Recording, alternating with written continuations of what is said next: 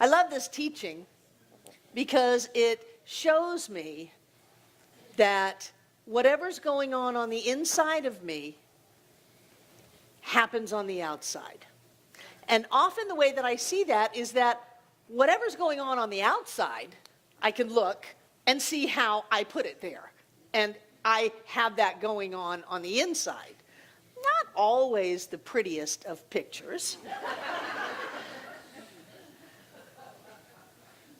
But I notice that when I'm looking on the outside, I'm not going to find anything. The only way I'm going to find what I am looking for is to find it within me. So that when I look for a person to make something better, or a situation to make something better, or something to happen to make my life better, I'm lost.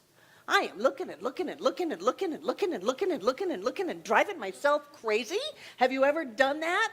And it is only when I stop and go within that I can find that which I am looking for. And I love this teaching. I've staked my life on this teaching. I believe this teaching. Right thinking answers all questions, is the solution to any problem.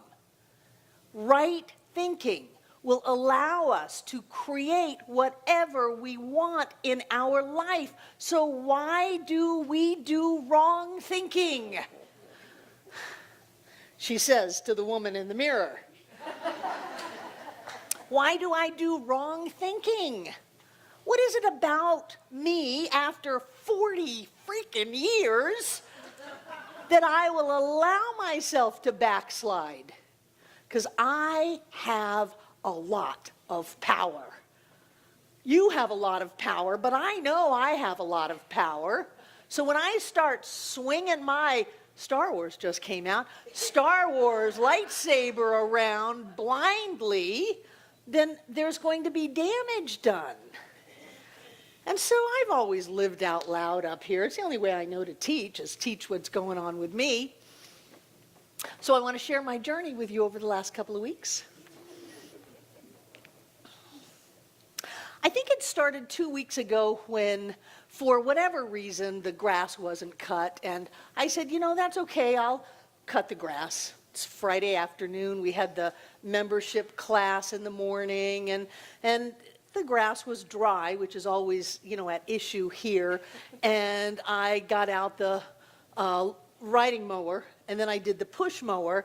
And I'm doing the push mower, and I've noticed I'm not as joy-filled as I should be about that decision that I made. But now it's, you know, a commitment. You can't cut half the grass and leave the other half long. And I'm noticing my lack of joy as I'm mowing down the little hill over there on the left side of the picnic tables. And I looked down at my feet and I thought, you should not be doing this in flip-flops. It was at that moment that my feet went up into midair, the lawnmower went shooting down into the driveway, and I landed on my tailbone. Yep, just like that. I am so powerful. I am so powerful that I can set spiritual law in motion and demonstrate just like that in a way that I obviously need to hear that will get my attention. So then I came inside and I was talking to Darla, who decorated those beautiful birthday cakes 2 weeks ago. Remember that?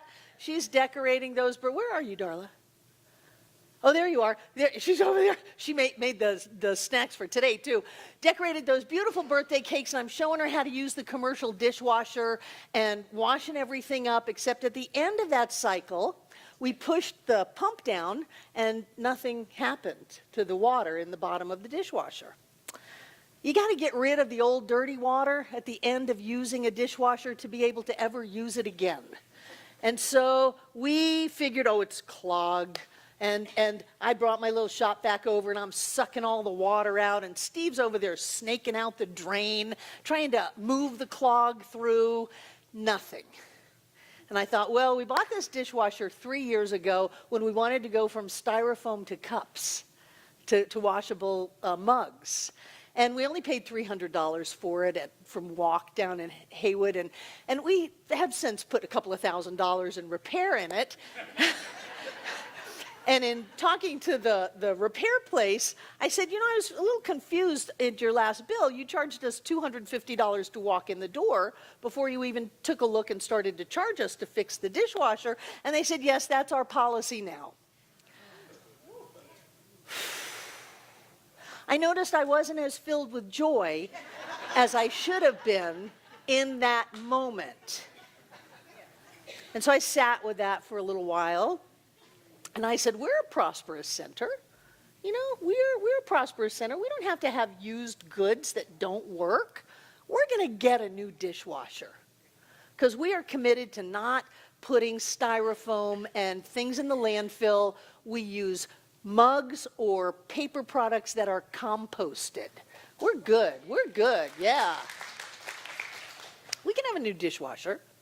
So I found that I was immediately thrust into the vocation of becoming an expert on commercial dishwashers. And after a couple of days of that, I ordered a dishwasher and explained to them that we really did need to get it pretty soon, that it couldn't just drag out for weeks and weeks and weeks on end. We've got First Sunday coming up. And ordered it, and then I monitored it. Where was it? What's the UPS tracking number? Where it's coming from California by mule train? Really? Where is it?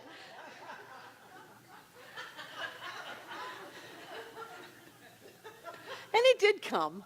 But it was a good thing that we brought that little shop vac over from our house when the other dishwasher was clogged, because after John's drum making workshop last Saturday, we came over into the sanctuary and noticed that the carpet was squishing.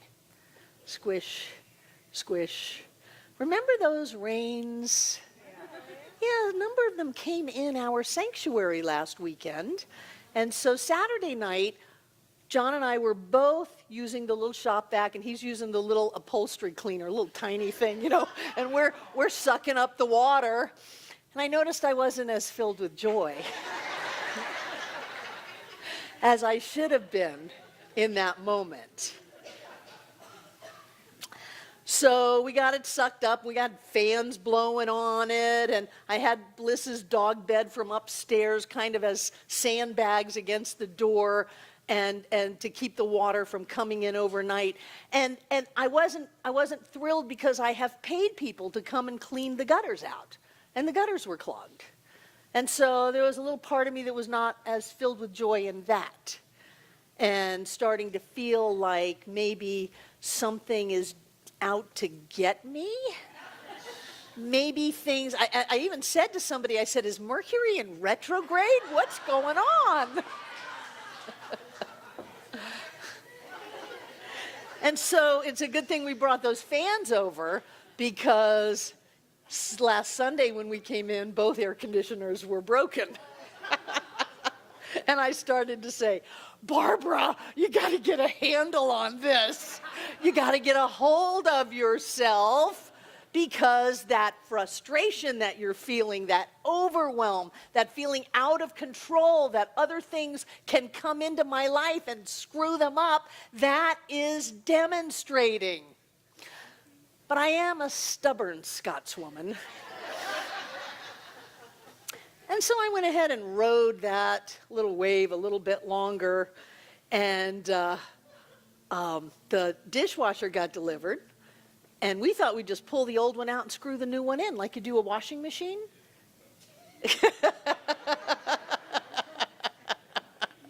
So God bless Andy. He came over and took the old one out, and we had the new one delivered, and it's right placed there, and he comes over and looks at it and goes, this isn't going to work at all. This doesn't have the same electric, doesn't have the same pipes, doesn't have the same drain, doesn't have the same anything. I said, I have to leave. And I did, and I walked out. I called Steve. I said, I can't take it anymore. I don't know this stuff. And he assured me that Andy was a genius and would figure it out. And I moved through my week with things happening that are not my normal schedule. I don't know if you've ever had that. And I don't know why this year I've chosen to have allergies again. Could be because I'm not as filled with joy as I should be.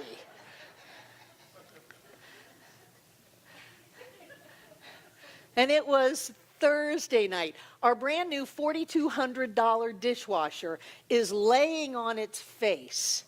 The back is taken off. Things have been pulled out of it. The electric wires are dangling, and it's just sitting there. And Thursday night, I woke up in the middle of the night and said, Barbara, you have got to get a hold of yourself. You have got to get a hold of yourself. The air conditioning people had been out here twice last week to fix the units. It was not pretty. And I went into spiritual mind treatment. I talked to myself just like I was my student, and I pulled up every issue in my life and treated it until I was absolutely clear. Whether it was a pile of mulch in the driveway, whether it was bamboo on the side of the road, whether it was a dishwasher, air conditioners, or the lawnmower. Whatever it was, I stayed there and treated every last thing. When I woke up Friday, I was filled with joy. And the most amazing thing happened on Friday. Every last thing got resolved. Every last thing got resolved on Friday. Things that I'm not including in the story because they're not finished yet. But everything got resolved on Friday because I was willing to go within. And it reminds me of practitioner class where Ernest says to the incoming practitioners, are you out of your mind? You want to be a licensed practitioner? Don't you know what this means? This means that you may have to sit up all night to know the truth. That means that you don't get to do half a treatment and go on your way because you're busy. You may have to sit up until the sun comes up to get your consciousness into the clarity that knows the truth about what you are treating. And if you're not willing to do that, don't even bother. Go find something else to do to fulfill your spiritual path. We have to be willing to find it inside of ourselves no matter what. I laugh when people go, well, I'm a spiritual seeker. I go, whoop-de-doo. Why don't you try being a spiritual finder? Seeking is easy. You go here, you go somewhere else, you go somewhere else, you find a guru, you take a workshop, you read a book. Seeking is easy because you don't really have to do anything. You don't have to commit. If you're a seeker, you got to commit if you're a finder. I encourage you to find something, commit to it, and use it. But whatever path you take, it will always come down to this, that you will only find what you are looking for when you look within. You can look for it all you want on the outside, and all you'll do is look. If you want to find it, you have to find it within. You have to find it inside of yourself.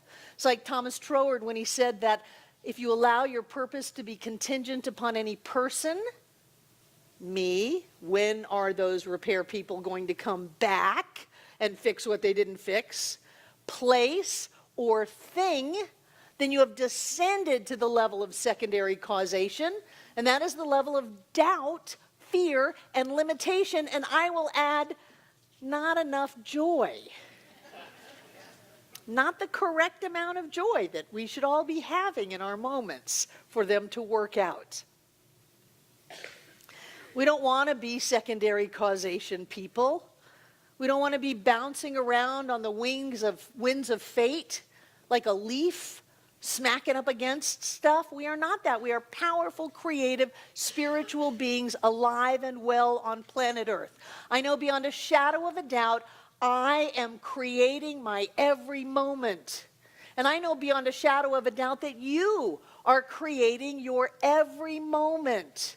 And if you think things are going to get better when the money comes in, when the job shows up, when the contract is signed, when this person comes into your life or that person goes out of your life, then you are at secondary causation. We wield massive amounts of power. It is best that we wield it wisely. When we start focusing on our problems, when we start sharing with people our problems, and when we get upset about our problems, we have simply cemented them in consciousness and in our lives. Upset is so strong. You know, if you want something in your life, fill it up with some emotion. So if there's something that I don't want in my life and I fill it up with upset, what's going to happen? It's going to get bigger and bigger and bigger. I need to find what I want and fill it up with joy. And so after doing my spiritual work, my life completely worked out. Deepak Chopra calls it being either self-referenced, inner-referenced, or being outer-referenced. Are you your name? Are you your job? Are you your title? Are you your clothes, your car? Are you your spouse? No. All of those can be stripped away. And what that leaves you is you. And when you know who you are, no matter what is going on, no matter what seems to be going great or what seems to be going off, it doesn't matter. I am me and you are you. I love this teaching. I'll stake my life on it. Anything that's going on the outside is coming from within me. And if I want to find anything, if I want to find a cure for disease, if I want to find financial freedom, if I want to find love and joy, I must find it within. If I go looking out all over the world for it, I'll never do anything but look. I must find it within me. And when I find it within me, amazing things happen. Instantaneous miracles happen. Things fall into place instead of falling apart. People show up instead of not show up. Things happen that I never dreamed possible. When I find it inside of me, I have got it. And nothing and nobody can ever take that away from me because I've got it, because it's mine. I encourage you to check out your life. If it's on the outside, it's on the inside. This weekend, Monday night class, we're all practicing forgiveness. It was hysterical inside of my head this week. I forgive, I forgive, I forgive, I forgive, I forgive, I forgive, I forgive, I forgive. If it's going on the outside, it's going on the inside. And when we can shift that and get in touch with who we are and manifest our clarity and power, we can make anything happen. I love you very much.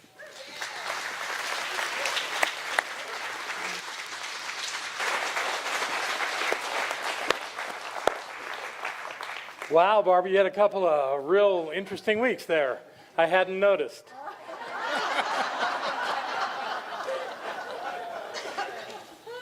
Who's with us for the first time this morning? Never been to the center before. Anyone? No travelers? There's someone. Thank you so much for being with us. What's your name? Pat, thank you for finding your way to us this morning. We're really glad that you're here. We have a gift for you out in our lobby. Who are we pointing at? Hi. Well, thank you, Pat, for being here. And we do have a gift for you. And there's another lady right here. Thank you for being with us this morning. We're really glad that you're here. And let me point out that we have some of our family that has come home to be with us this weekend. The Fries, Lisa and Zebulon. And their beautiful children, Bodie and Jessica, are with the kids. They'll be in here in a little bit. We're glad to see you. Thank you all for being with us here this morning. It's a wonderful Memorial Day weekend to spend together. So those of you that have gifts for the center this morning, please take them out. I'll grab these.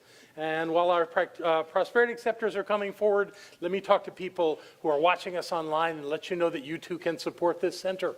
Thank you for checking us out and watching Barbara's amazing sharing today. And if you go to our donation button on the website, you will see that you too can support this center from wherever you are in the world, and we're grateful for it. Thank you very much. So take what you're going to give, hold it in your hands. Close to your heart, perhaps. That's certainly what I like to do. And know with me that presence and power that is always here, always in this now moment, is in our money, it's in our activities, it's in our center, it's everywhere and always. And as we take this opportunity to generously support our center, we know that dynamic flow of spirit continues on doing what it's here to do. And that we are blessed by it, as is this center, as is everyone everywhere that shares in the teachings of the Science of Mind through Center for Spiritual Living Asheville. And knowing that this is so, in gratitude, we speak these words together aloud. I freely and joyously give from the abundance and fullness of my overflowing wealth, knowing my gift goes with love as it touches and blesses the world. And so it is. You're going to love this.